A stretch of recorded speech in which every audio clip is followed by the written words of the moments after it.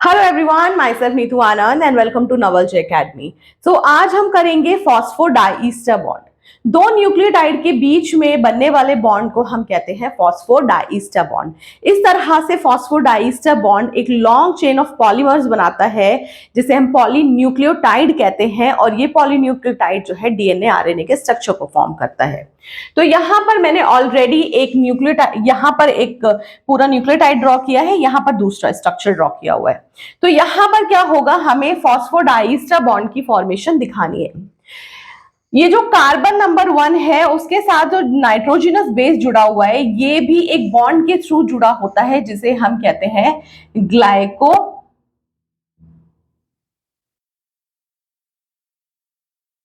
Bond. Glycosidic bond, और यहां पर जो ग्लाइकोसिडिक बॉन्ड है ये एन ग्लाइकोसिडिक बॉन्ड कहलाता है। इसी तरह से जो यहां पर ये जो 5 प्राइम कार्बन के साथ जो फॉस्फेट बॉन्ड्स जुड़े हुए हैं, ये जो बॉन्ड्स हैं ये आपस में जुड़ते हैं ईस्टर बॉन्ड के हेल्प से। ठीक है, और यहां पर क्योंकि मैंने 3 बॉन्ड्स की फॉर्मेशन दिखाई हुई है तो इसे अल्फा, बीटा एंड गामा। ठीक है, तो अब यहां पर क्या है, हमारे पास ऑलरेडी यहां पर एन ग्लाइकोसिडिक बॉन्ड का फॉर्मेशन हो रखा है और यहां पर 5 प्राइम कार्बन के साथ ईस्टर बॉन्ड का फॉर्मेशन हुआ हुआ है। अब हमें एक न्यूक्लियोटाइड को दूसरे न्यूक्लियोटाइड के साथ जोड़ना है। यहां पर जितने भी बॉन्ड्स बने हैं ये एक सिंगल न्यूक्लियोटाइड के अंदर है, तो हमें जो दूसरा न्यूक्लियोटाइड इसके साथ जोड़ना है उस जो बॉन्ड है उसे हमें दिखाना है कि किस तरह से इसकी बॉन्ड की फॉर्मेशन होती है। तो सबसे पहले यहां पर जो ये OH यानी कि हाइड्रोक्सिल ग्रुप जो है वो उस जो 3rd प्राइम पे जो हाइड्रोक्सिल ग्रुप है यहां पर बॉन्ड की फॉर्मेशन होनी शुरू होगी। तो बेसिकली होता क्यों, ये ऐसा क्यों होता है, क्योंकि ये जो हाइड्रोक्सिल ग्रुप है इसके पास लोन पेयर ऑफ इलेक्ट्रॉन्स होते हैं, जिसकी वजह से क्या होता है, ये यहां जो 5 प्राइम के साथ जो फॉस्फेट ग्रुप, पहला फॉस्फेट ग्रुप जो जुड़ा होता है उसके साथ वो बॉन्ड बनाता है। तो जो ये अल्फा यानी कि जो फॉस्फेट नंबर 1 है उसके साथ हमेशा ये बॉन्ड की फॉर्मेशन करता है। तो यहां पर क्या होगा कि जब ये जो कार्बन नंबर 3 पे जो हाइड्रोक्सिल ग्रुप प्रेजेंट है वो क्या करेगा, वो एक तरह से 5 प्राइम कार्बन के जो फर्स्ट फॉस्फेट ग्रुप है उसको अटैक करेगा, उसको अटैक करेगा। तो जब ये अटैक करता है तो यहां पर ये जो अटैक है इसको हम कहते हैं न्यूक्लियोफिलिक अटैक। ये इस तरह के क्वेश्चंस पूछ लिए जाते हैं कि जब फॉस्फोडाईस्टर बॉन्ड की फॉर्मेशन होती है तो किस तरह का अटैक होता है, उसका नाम क्या है। ये बहुत ही बेसिक चीजें हैं जो आप याद रख सकते हैं आराम से, क्योंकि ये बहुत ज्यादा डिफिकल्ट नहीं है।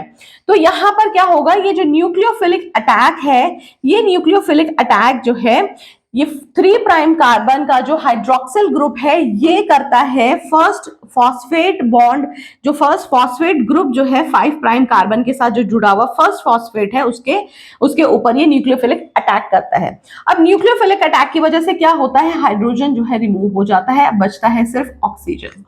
ठीक है, अब ये जो ऑक्सीजन है अब ये इसके साथ बॉन्ड तो बनाएगा, बट प्रॉब्लम यहां पर ये है कि ये अगर इसे देखेंगे तो ये ऑलरेडी जो फॉस्फेट है उसने अपनी जो 5 उसकी वैलेंसी होती है उस हिसाब से उसने 5 बॉन्ड्स बनाए हुए हैं। इसके ऑलरेडी ये पूरा स्टेबल है, यहां पर कोई जगह नहीं है कि ये ऑक्सीजन के साथ बॉन्ड बना ले। अब यहां पर आप देखेंगे तो 1 2 3 4 एंड 5 बॉन्ड्स ऑलरेडी बने हुए हैं। यहां पर ऑक्सीजन को भी इसके साथ बॉन्ड बनाना है तो यहां पे प्रॉब्लम होगी। तो ये क्या करेगा, ये जो ऑक्सीजन है इसके ऊपर प्रेजेंट जो एक्स्ट्रा बॉन्ड है वो रिमूव कर दिया जाएगा और इनकी आपस में बॉन्ड फॉर्म हो जाएगी, जिसे बॉन्ड को हम कहते हैं फॉस्फो डाईस्टर बॉन्ड। अब ये फॉस्फोडाईस्टर बॉन्ड क्यों है, क्योंकि हमारे पास ऑलरेडी एक ईस्टर बॉन्ड है, यहां पर ऑलरेडी एक ईस्टर बॉन्ड बना हुआ है, क्योंकि जब 5 प्राइम कार्बन के साथ फॉस्फेट ग्रुप जुड़ता है तो ईस्टर बॉन्ड बनता है। अब यहां दोबारा से एक और ईस्टर बॉन्ड की फॉर्मेशन हुई है तो इसे हम कहेंगे फॉस्फोडाईस्टर बॉन्ड। अब ये फॉस्फोडाईस्टर बॉन्ड बन गया, मगर ये जो स्ट्रक्चर है ये बहुत अनस्टेबल है, क्योंकि जो ऑक्सीजन है ऑक्सीजन की वैलेंसी 2 होती है। अब ऑक्सीजन के पास एक ही बॉन्ड है, अब ये अनस्टेबल है, तो क्या होगा, यहां से एक बॉन्ड लेके ऑक्सीजन के जो डबल बॉन्ड की जो रिक्वायरमेंट है उसे पूरा किया जाएगा, जिसकी वजह से क्या होता है कि यहां पर ब्रेक हो जाता है, ये पूरा स्ट्रक्चर ब्रेक हो जाएगा। इस स्ट्रक्चर को कहा जाता है पायरोफॉस्फेट। ये जो पायरोफॉस्फेट है ये बहुत ही ज्यादा, यानी कि ये जो इनके बीच में जो अलग अलग फॉस्फेट जो आपस में जुड़े हुए हैं, इनके बीच में भी जो बॉन्ड्स हैं उन बॉन्ड को हम कहते हैं, इनके बीच में भी जो आपस में बॉन्ड्स है, यानी कि एक फॉस्फेट दूसरे फॉस्फेट के साथ जुड़ा हुआ है, इनके बीच में भी जो बॉन्ड होता है उसे कहा जाता है फॉस्फो एनहाइड्राइड बॉन्ड। ये जो फॉस्फो एनहाइड्राइड बॉन्ड होते हैं, जब ये टूटते हैं तो इनमें से बहुत एनर्जी रिलीज होती है, हाई एनर्जी रिलीज होती है। तो जब ये पायरोफॉस्फेट ब्रेक हुए तो यहां से हाई एनर्जी जो है रिलीज हुई। अब क्या हुआ कि ये पूरा जो स्ट्रक्चर है, ये पूरा स्ट्रक्चर हो गया हमारा, ये तो हो गया रिमूव, और यहां पर जो ये स्ट्रक्चर है ये बचा हुआ, ये हो गया स्टेबल। तो इसकी वजह से जो हमारा स्ट्रक्चर है इसमें ये पूरा कंप्लीट रिमूव हो जाएगा, और यहां पर एक जो फॉस्फेट डाइस्टर बॉन्ड की फॉर्मेशन हो गई है। तो ये जो स्ट्रक्चर है ये बेसिकली क्या है, ये स्टेबल है, ठीक है। तो इसी वजह से जो डीएनए होता है वो स्टेबल माना जाता है, स्टेबल होता है वो। तो यहां पर क्या होगा, अब अगेन एक और अगर कोई और न्यूक्लियोटाइड आके जुड़ेगा तो सेम यही फॉर्मेशन इस तरह से यहां पर बन जाएगी। तो इस तरह से बॉन्ड की फॉर्मेशन होती है। मैं एक और आपको ड्रॉ करके बता देती हूँ। यहां पर अगेन दूसरा कोई नाइट्रोजनस बेस है जिसके साथ फॉर्मेशन हो रही है।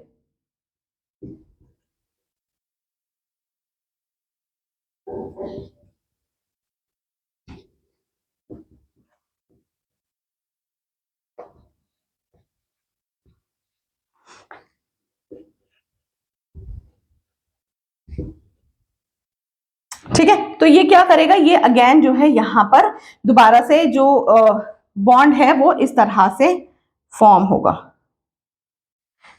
ठीक है, तो ये फॉस्फोडाइस्टर बॉन्ड ये अलग अलग न्यूक्लियोटाइड्स को जोड़कर एक लॉन्ग चेन बनाता है जिसे हम पॉली न्यूक्लियोटाइड कहते हैं।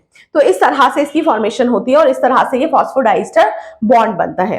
आई होप आपको मेरी वीडियो के थ्रू ये समझ आ गया हो कि फॉस्फोडाइस्टर बॉन्ड किस तरह से बनता है। बाकी आप मुझे कमेंट करके प्लीज बताइएगा कि आपको और क्या क्या और किस टॉपिक के बारे में वीडियोस चाहिए, तो मैं आपको वो सारी वीडियोस बनाकर दूंगी। सो अब तक के लिए सिर्फ इतना ही। Thank you so much.